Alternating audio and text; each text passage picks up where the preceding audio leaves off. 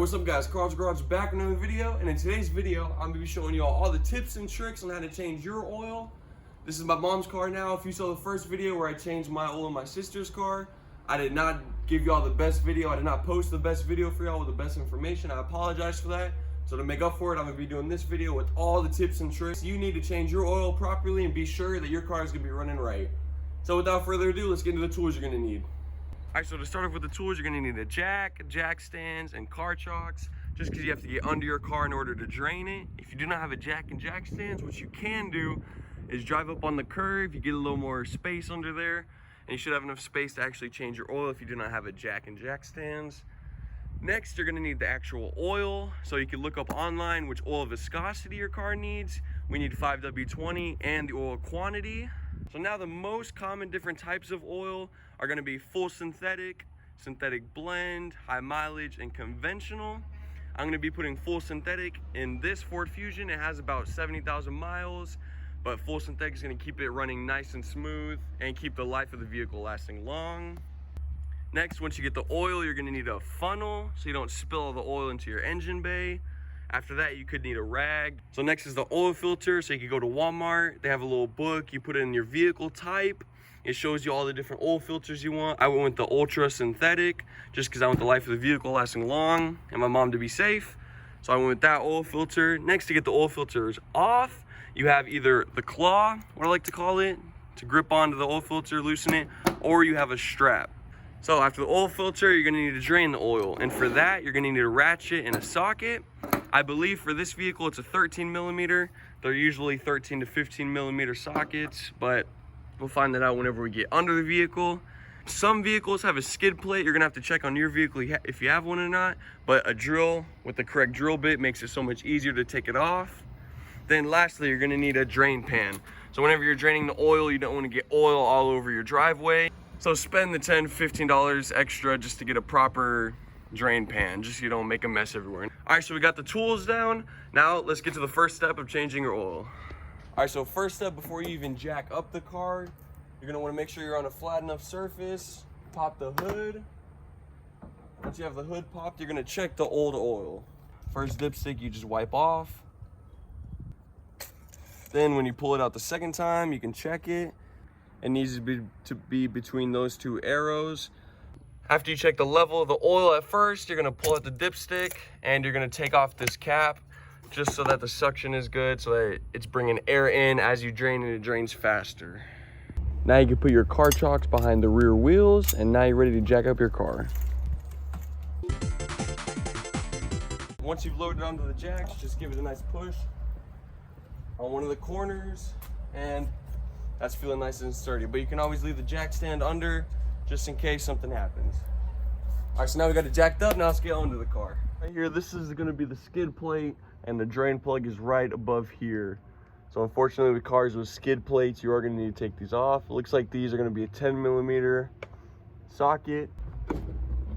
All right, guys, so one trick with skid plates, what you can do is if you unbolt all of them except for one, and you can just turn your skid plate so you don't have to lift it back up when you're putting it on. Okay guys, so once you get the skid plate off, now is a good time just to check under your vehicle.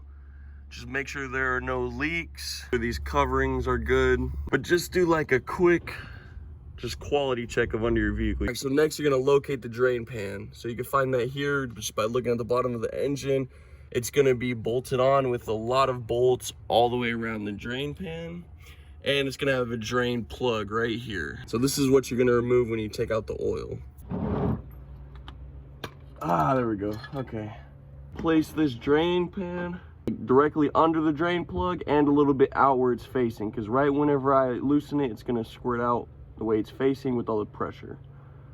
So after you loosen it with the socket, you're gonna just start loosening it by hand. End of it, you wanna be pushing in on the drain plug as you're loosening it, so it doesn't just fall out. I don't know if you can see it, but it's starting to leak now. I can feel that I'm loosening it, pushing it in, and you hear that little clicking noise?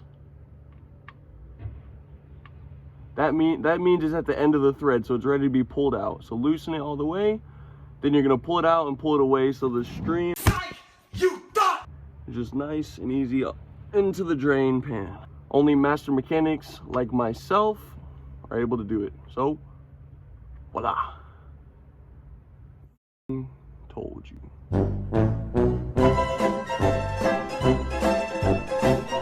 Okay guys, so now while your engine oil is draining and you have some time now, here's some critical things to check. You can check the air filter, the washer fluid, coolant, the belt.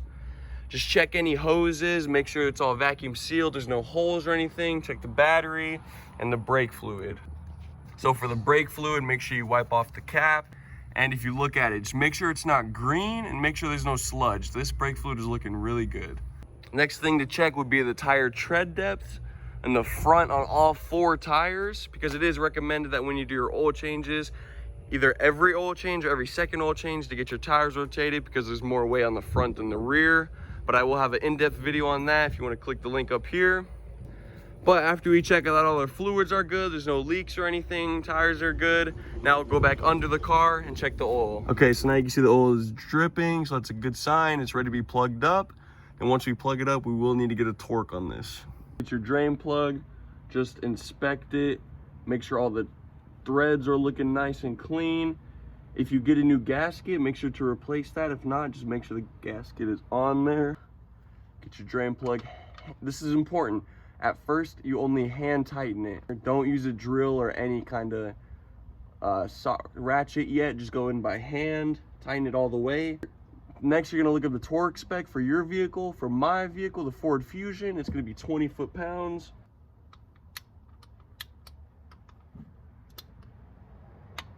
So you heard that?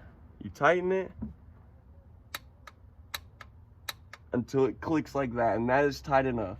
After you've torqued the drain plug, you're done with the drain plug. Next, you're gonna take out the old oil filter, prep the new oil filter, and put it on. So now some oil filters will be topside, so you're gonna have to get it from the top of the vehicle. For us, it's gonna be under. Now I'm going to try and take it off. Okay. All right, so I was actually able to loosen it by hand. This is gonna drain a little bit even after you've taken out the old oil. So just loosen it, make sure the drain pan is under it. There we go. Just don't get on my hand, don't get on my hand. Just make sure and verify that your gasket is still on the old oil filter. If it's not and it's still onto the actual engine, it will cause leaks when you put the new oil filter on. So just make sure this oil filter is still on and intact, and it is, so good. So with the new oil filter, you're just gonna get some new oil, get your little finger in there, and then you're just gonna wanna lube up the gasket. This makes it to where it gets a good nice seal whenever you screw it on, but it doesn't get stuck on there and dry it out whenever you try to take it off. If you have a big oil filter, you are gonna have to prime it, but since this one's going sideways, I don't wanna prime it because the new oil is gonna spill out. But all you do is just get your oil and pour a little bit of the oil in there, in the middle, and then it primes it, so whenever it starts, it doesn't run dry. Just make sure the surface that the oil filter is going on is as clean as possible if you could get to it. And then you're gonna get your new oil filter. Okay, now as best as you can, line it up. And this is important, but only hand tighten it. Never use a drill to tighten it. Just tighten them hand tight. And use a rag and get them hand tight, because you can always go a little tighter with the rag for some reason. And then clean up any oil that spilled. Okay, oil filter back on. Now we're ready to add oil. This is the part where if you have any additives, you're gonna add the additives first and then the oil, but in our case, we just have the oil. So we look up on our manual, online, or in the book for our oil capacity. Our oil capacity for this car is gonna be 5.3 quarts. Now when you're pouring, another tip and trick is when you're pouring oil, don't pour it like this, because it tends to not flow smoothly. So if you pour it like this, there's always that little air gap right here that allows the oil to always pour smoothly.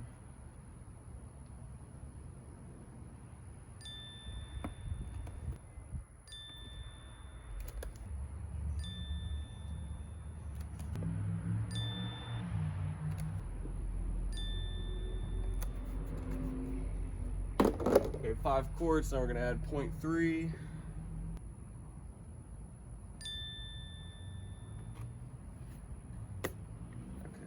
When you're adding oil, if you're not sure exactly how much 5.3 is, it's always okay to add a little bit more, say 5.5, just so you can have a little bit more oil. It's always better to go a little more than a little less when adding oil. We're gonna get our rag, just clean up the funnel just so there's no messes, and then you can put the caps back on. So make sure the oil dipstick is back in place and the oil cap.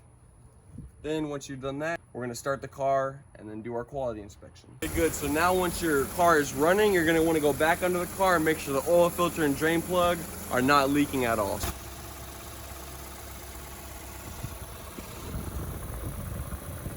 So one thing, there are 2 types of oil filters. You have one, a spin-on filter, which I showed you how to change, and you have a canister filter. So a canister filter is a oil filter where the outside that holds the oil filter is going to be replaced. So there's like a lid, you unscrew, pull it out. You make sure you have to change out this gasket. It'll come with the new oil filter, and then change out the actual oil filter. This is an old one from a Toyota Scion. But whenever you're doing the quality inspection for leaks, for a spin-on, you're gonna wait about 10 seconds, 10 to 15 after you start the car to make sure it's not leaking. And for a canister, you gotta wait up to a minute just to make sure there are no leaks and that you're properly sealed. Just another tip for y'all. Now we've had the car running for about a minute with the new oil. We looked under, made sure there was no leaks at the oil filter or the drain plug. So now if you have a skid plate, then now's the time to put it back on. If not, you're ready to drop it and then check the oil. You're gonna take out the dipstick, and you're gonna double dip.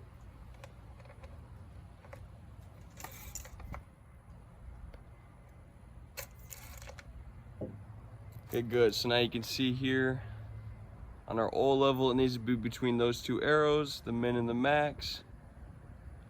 And we have achieved that. So there you go. Before you close the hood, make sure just all your caps are tight, air filter's back in place, everything's good. Then you can go ahead and just lower your hood. But you're not done with your oil change yet. Now comes the cleanup. Now you can pour your old oil back into the container it was in and take it to your local Walmart, and they are actually able to recycle the old oil for free, and go ahead and just mark an X over the old oil containers so you know not to use them. The last thing that you need to do is you're gonna need to reset your oil light if you do it by yourself. And I know there's plenty of YouTube videos on how to do that. On a lot of the newer cars, it will be over here on the left. So you can see the trips. You just go to settings, vehicle, oil life reset, 0%. Hold it to reset, and it's back to 100%. If you want, you can take a note of your mileage. With full synthetic, it should be every 5,000 miles if you're getting your oil changed. Also, depending on how you drive it. That's how you reset it. And there you go. Now you're done. All right, guys. So that's how Carl's Garage changes oil. The ultimate guide to an oil change. If y'all have any questions or anything, please leave it in the comments. I love hearing from y'all. But see y'all in the next one. Love y'all.